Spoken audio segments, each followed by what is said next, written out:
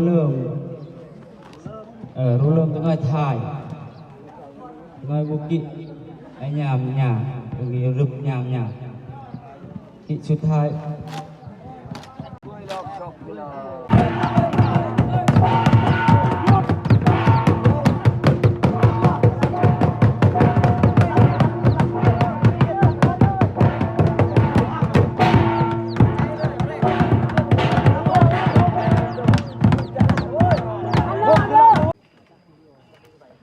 เท่งอันก็อ่อนๆไม่ยากไม่เท่งอันก็แข็งไม่ยาก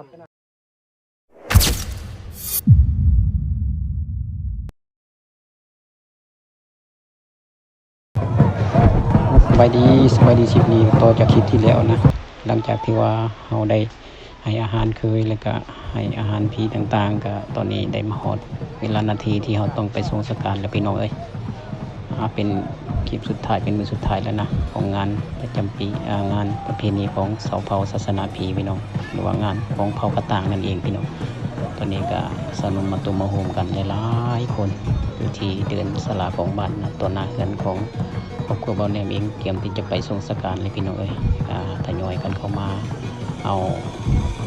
อันนั้นทานไฟนะมามอบให้ผีถือว่าเป็นเงินเป็นคำของผีว่าสั้นซะเอาเรื่องน้ำการตอนต่อไปเป็นหน่วยวิทยาศาสตร์นะ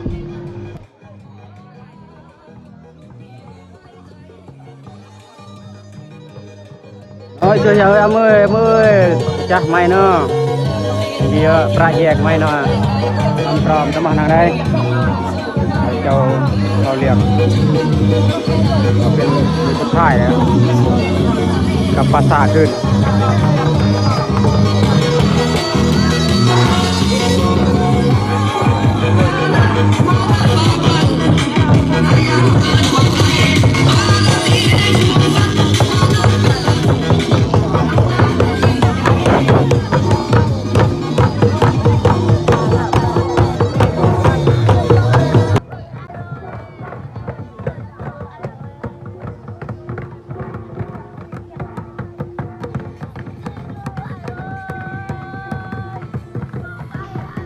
ตอนนี้แม่ไอ้เอื้อยก็มาลำมาลานะมาให้มาลาน้องสายเลี้ยงโคที่สูญเสียไปใน2 ปีก่อนตอนนี้ก็ไปที่จะไปส่งสการแล้วก็เราพบในความตากันมาแล้วคนที่จะบ่เห็นมากันเร็วต่อไปนี่เป็นยังไง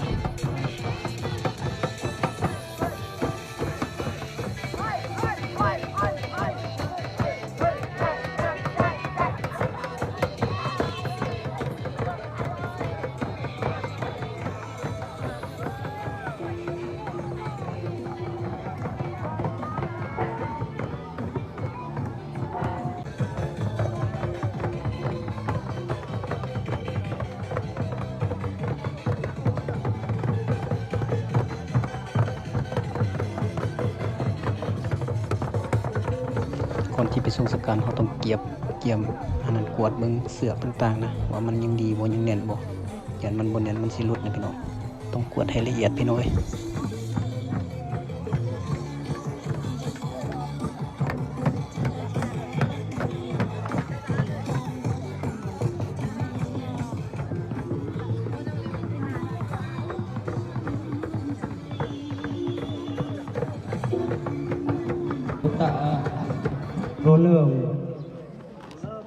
rô lượng tới ngay thải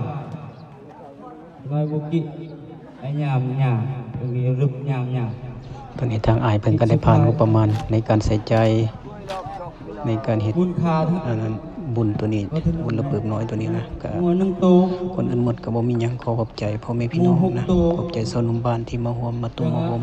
กันตลอดค่ำคืนตลอดมื้อพี่น้องก็บ่ปะบ่ทิมกันจังได๋ก็ขอบใจขอให้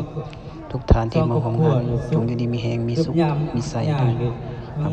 ปรารถนาสิ่งใดก็ขอให้ได้สิ่งนั้นปราศจากโรคภัยไข้เจ็บนะขอให้ทุกคนใช้ชีวิตอย่างมีความสุขพี่น้องแล้วก็ขอให้ใส่ให้พรทางเฒ่าแก่ในบ้านเฒ่าแก่ในโฮมนี่นะพี่น้องที่บ่ปะบ่ทิมกันอันใดเพิ่นก็เอาใจใส่แนะนำเวียกงานดังกล่าวให้มาทำจุดนี้ได้นะ เอาไม่เท่าอย่างนั้นน้องมันต้องรอ Nang ai berjuang kalau tak emang Mitra terlah kena tahu.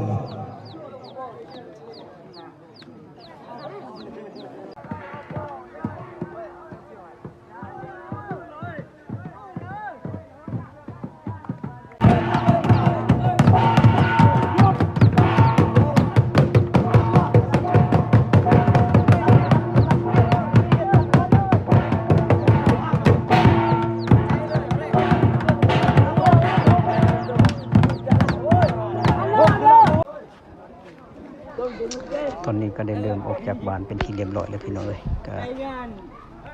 มีสนมในบ้านเท่าแก่ในโฮมคือออกภาษาไปสู่ประกาศเป็นวันสุดท้ายเป็นงานสุดท้ายหลังจากที่จะบริเหตุนะเพราะว่าบ่มีงบแล้วพี่น้องเลยมีคนบอกนายแล้วปิดหนีเขาแล้วพี่น้อง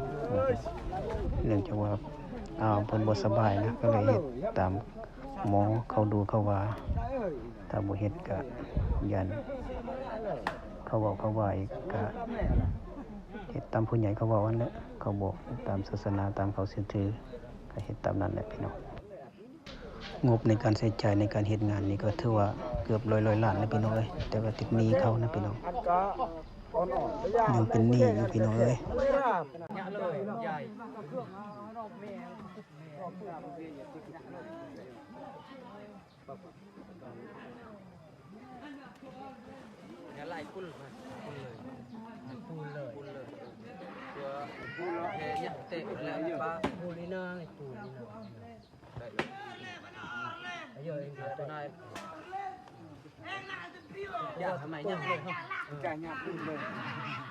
อะไรเอ็ดล่องกี่กระจ่างเอาไปเอากระกี่เราเอ็ดปลาตัวหมดปลาเด้อน่าเรามาปลาเรากุดเลย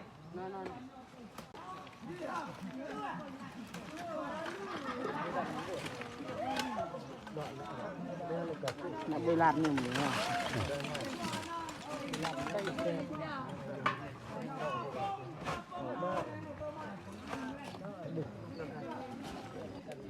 ยังยิ่งรู้จักกับรุก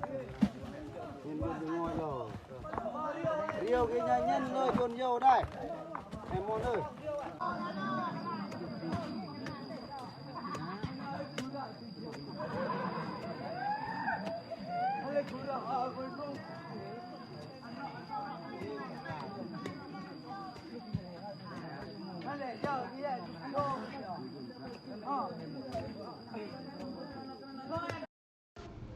มาฮอดนี้งานบุญระปืบของชนเผ่ากับไก่สิสุดลงพี่น้องเอ้ยตอนนี้แยมกำลังเอาดินกบหน้ากบตาของพ่อปุญญาตายายน้องสายนะที่เสียไป